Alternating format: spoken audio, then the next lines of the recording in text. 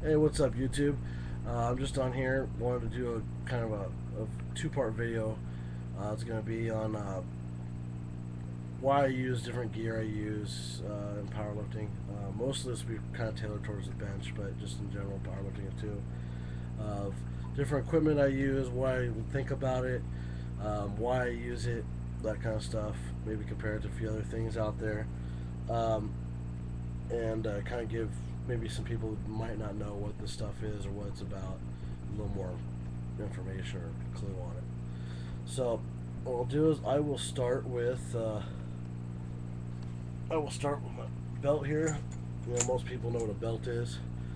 Main difference between the average belt, I guess, or a weightlifter's belt and a powerlifter's belt is our belts are a little more thicker, more heavy duty. Um, they're they're usually the same thickness or width all the way around. Um, this is an APT belt. One of my sponsors me. I get all my powerlifting gear from them, at least most of it. This is a single prong. I like it because it's quicker, easier to get on and off. And I primarily use it for the bench press, so I don't really need a double prong or a lever action belt. So this is the belt I use. Pretty simple. Alright, and I do squatting and whatnot, and when I do heavy, I like to wrap my knees.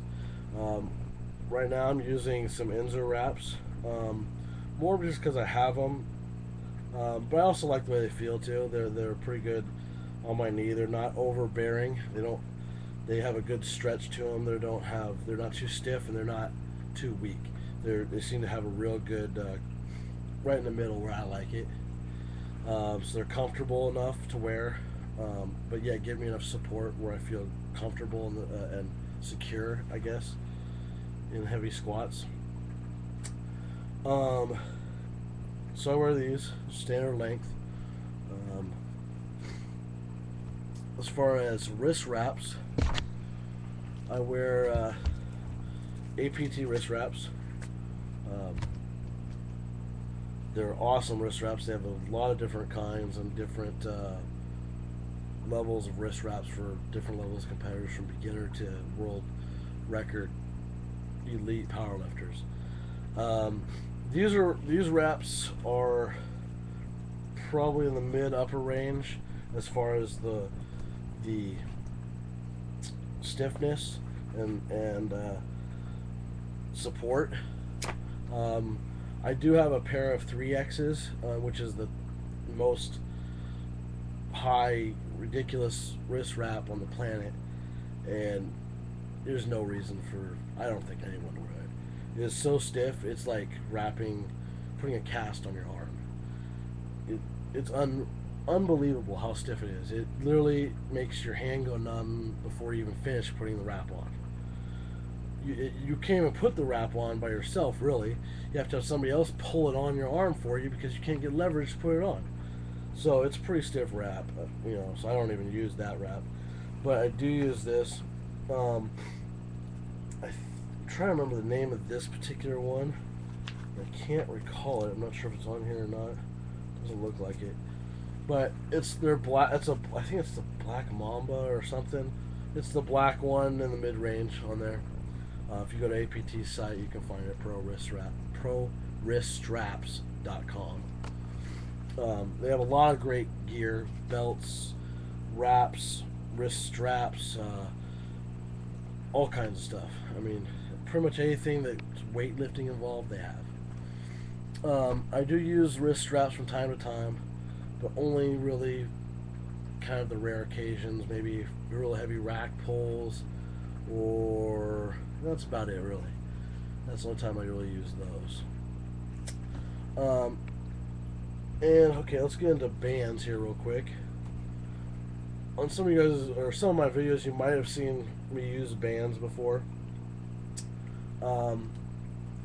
They're a great tool for training and developing your strength in different areas in different ways.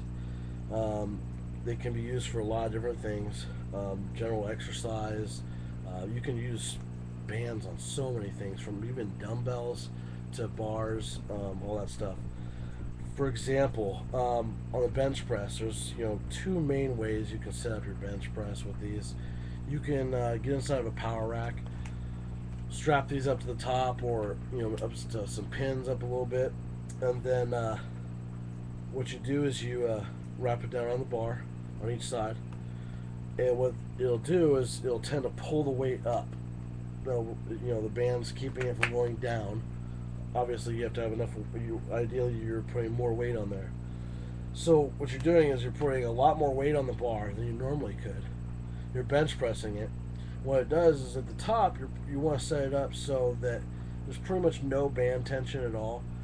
And the lower you bring it, obviously the band tension is going to increase, making it lighter and lighter the farther you bring it down. And what this does is allows you to get used to heavier weights at the top of your bench,